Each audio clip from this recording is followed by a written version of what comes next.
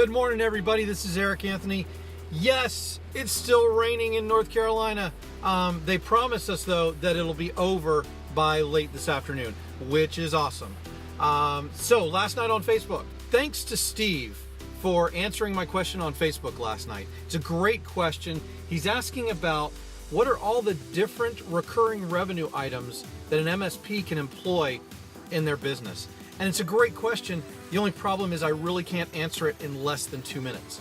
So what I'm going to do is I'm going to go ahead and set up a poll, and I'm going to ask you guys to go ahead and vote on that poll. Now I'm going to set up some of the more obvious recurring revenue items, some of the things that I did when I was an MSP, but please feel free to add anything that you guys are doing as a recurring revenue item that can be used in the MSP model.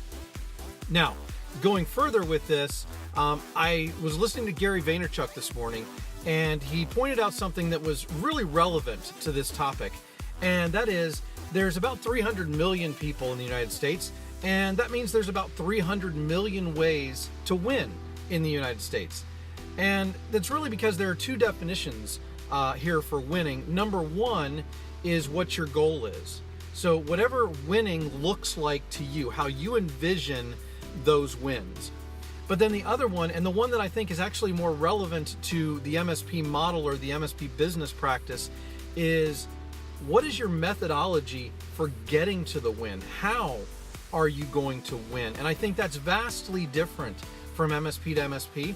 I've never subscribed to the fact that MSP has to be done one way.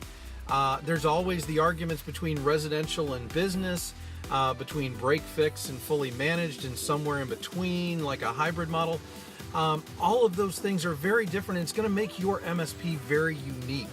And the uniqueness of your MSP is important for two reasons. Because it's going to be attractive to different types of customers.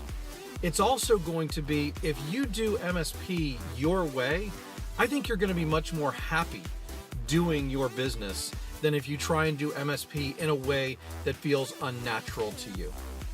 So keep that in mind when you guys are filling out the poll. Please go ahead and vote on the poll, add any recurring revenue items that you have that aren't listed, and please don't forget to like, subscribe, and then ring that bell in YouTube so that you get notified of any new videos that I put out.